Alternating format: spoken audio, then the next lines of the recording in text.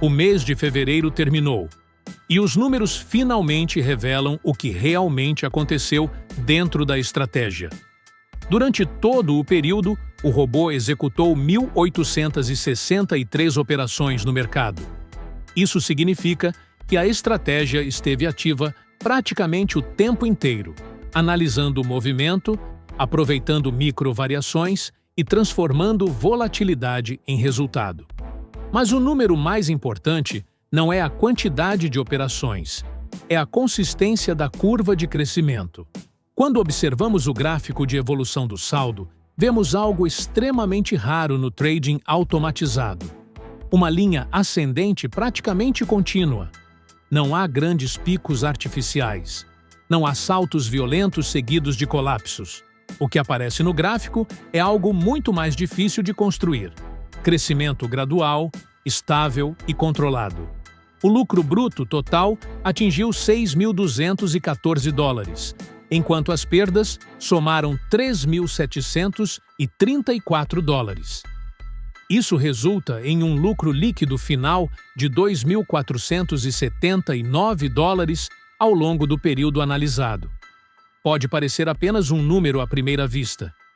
Mas quando analisamos junto com os outros indicadores, a história muda completamente. O fator de lucro da estratégia ficou em 1,66.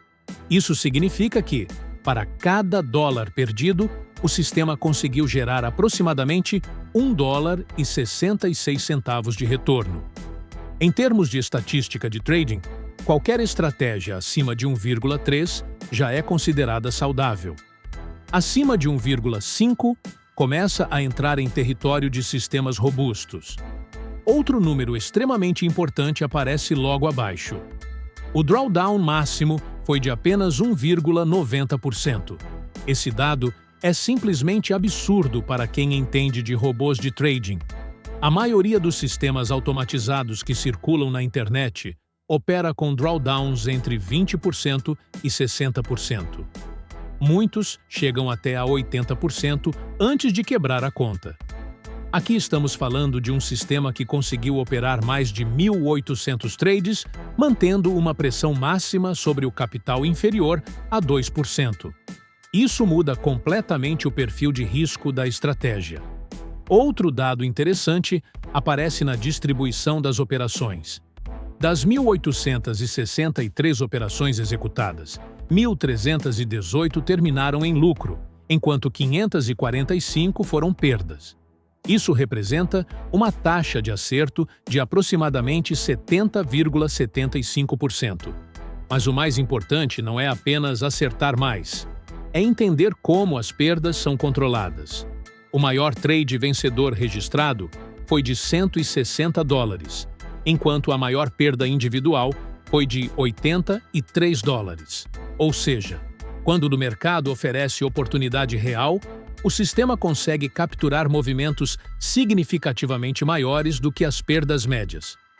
Falando em médias, o lucro médio por operação vencedora ficou em 4,71 dólares, enquanto a perda média foi de aproximadamente 6,85 dólares. À primeira vista, isso pode parecer estranho para quem está acostumado com estratégias tradicionais. Mas existe uma lógica muito clara por trás disso. O robô não depende de um único trade gigante para sobreviver. Ele depende de frequência, controle de risco e gerenciamento de posição. E isso aparece em outro dado extremamente importante: as sequências de trades. A maior sequência de operações vencedoras chegou a 23 trades consecutivos em lucro. Já a maior sequência de perdas foi de apenas 9 trades seguidos. Isso significa que, estatisticamente, o sistema consegue recuperar ciclos negativos relativamente rápido. Outro ponto que merece destaque é a distribuição entre posições compradas e vendidas. As operações long, ou seja, de compra, tiveram uma taxa de acerto de 70% e 1,74%. Já as operações short, de venda, registraram aproximadamente 65,12% de sucesso.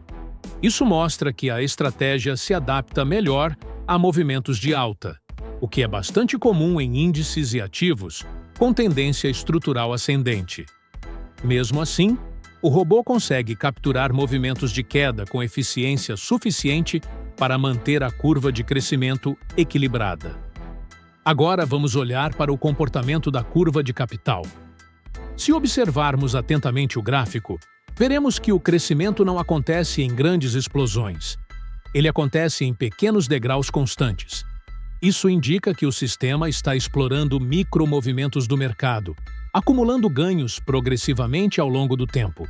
Esse tipo de comportamento é extremamente desejável, porque reduz drasticamente a dependência de eventos raros. Ou seja, o robô não precisa que o mercado faça um movimento gigantesco para lucrar. Ele apenas precisa que o mercado continue se movendo, mesmo que sejam variações pequenas. Outro detalhe importante é que a estratégia não utiliza stop-loss tradicional, baseado em perda fixa.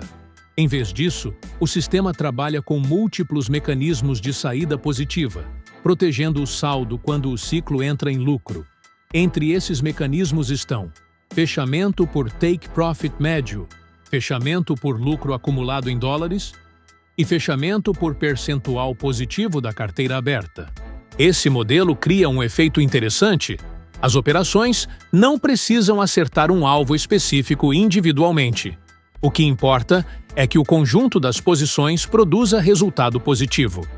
Quando isso acontece, o robô simplesmente encerra o ciclo e reinicia o processo. Esse tipo de gerenciamento é muito mais adaptável a mercados voláteis. Outro fator que ajudou a manter o drawdown baixo foi o controle de distância entre entradas. O sistema não abre posições de forma aleatória. Ele respeita distâncias baseadas em volatilidade e expansão do preço, o que evita empilhamento descontrolado de ordens. Além disso, filtros estruturais de mercado ajudam a evitar entradas em regiões estatisticamente desfavoráveis. Tudo isso contribui para algo que poucos robôs conseguem entregar: uma curva de crescimento estável ao longo do tempo.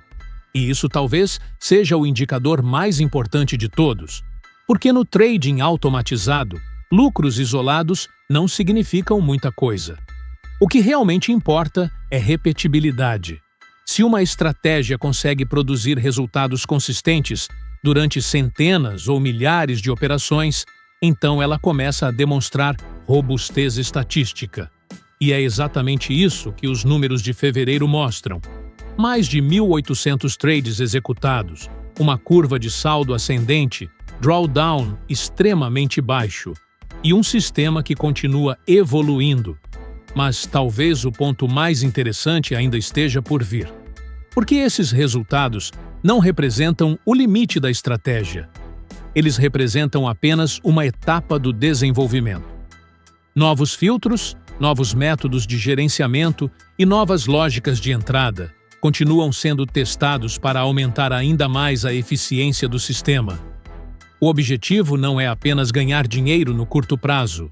O objetivo é construir uma máquina estatística capaz de sobreviver ao mercado por anos. E olhando para os resultados de fevereiro, parece que estamos cada vez mais próximos disso.